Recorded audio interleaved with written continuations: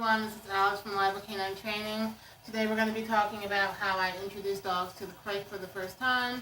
So you're going to get to see like a start and finish. The first thing you don't want to do, this is like a quick tip right from the beginning, don't take food or a toy, throw it in the crate, and then slam the door on your dog once it goes in there. That may work for a while, but there will come a time where your dog is not going to want to get in the crate. And, you know, you can have a steak in there and they may not, they just don't want to get in. So doing this process will help you eliminate all of that, and the dog is going to know that they have to go in regardless, whether they want to or not, and whether they're going to get anything for going in there or not. I'm not against using food if it will help you, but if you are going to use food, make sure you are rewarding after the fact. So still make sure your dog is going in. And if you want to have food, give them a little piece or whatever. Don't hold the food in your hand, put it in your pocket or somewhere out of sight to make it very clear that your dog isn't just going in for the food. Okay? So before you start, you want to make sure your dog is fitted with a prong collar.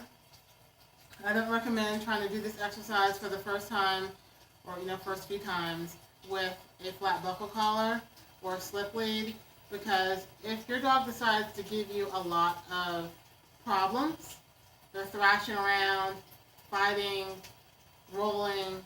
I've had dogs literally jump on top of the crate. I've had them hold on to it with their feet and tilt it over.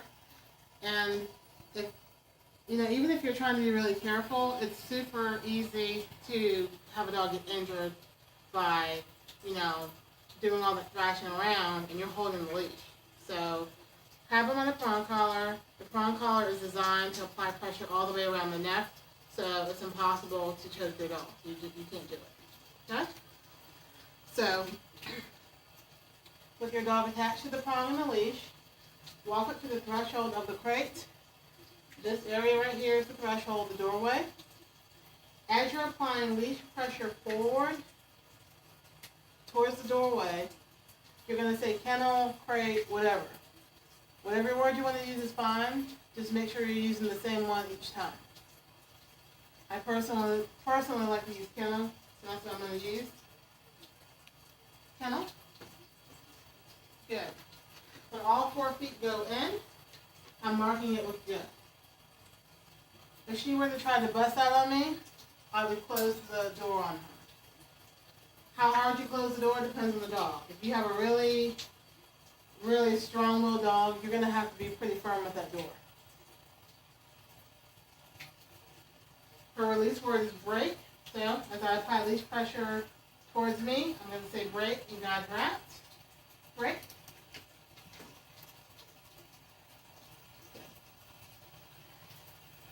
Another thing the leash allows you to do is control the energy. So I don't want her flying out. Some dogs get really excited when you start doing this and they get it.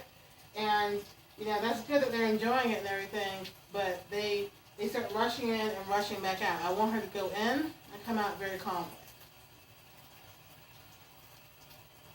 Kennel? Good. At first, you want to make sure you're standing in front of the crate door for the entranceway, just in case the dog tries to come out. You can close the door on them, or you can even give them a little bit of a leash correction. And just walk around. You don't always want to be standing there because it's important for them to do this on their own. And if you're standing there blocking them, they're not really doing it. You're keeping them in there with your body. So walk around. You can hold the leash at first, then drop the leash. See what kind of decisions the dog makes.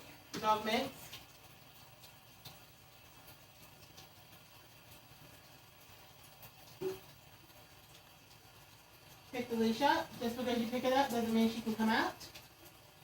When you give her the release word, she can come out. Right? Girl. Good. She's been doing this. We actually had to redo this video several times because it got deleted and other things came up. So she's pretty tired right now, but she's doing a pretty good job. If you have a large dog who's really giving you trouble, you can also thread your leash. If you're using a wire crate, you can thread your leash to the top, like this. Make sure it's far enough back for you to pull the dog through.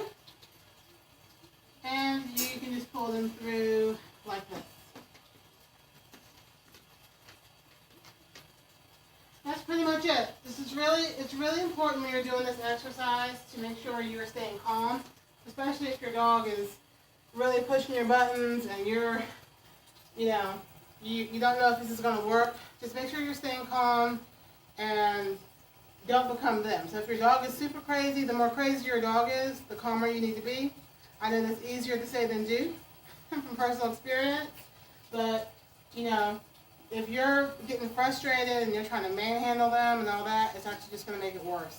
So if I have dogs who are really panicked, just super, super panicked, one thing I'll do is walk them maybe to another part of the room, do something else, and then we come right back to it.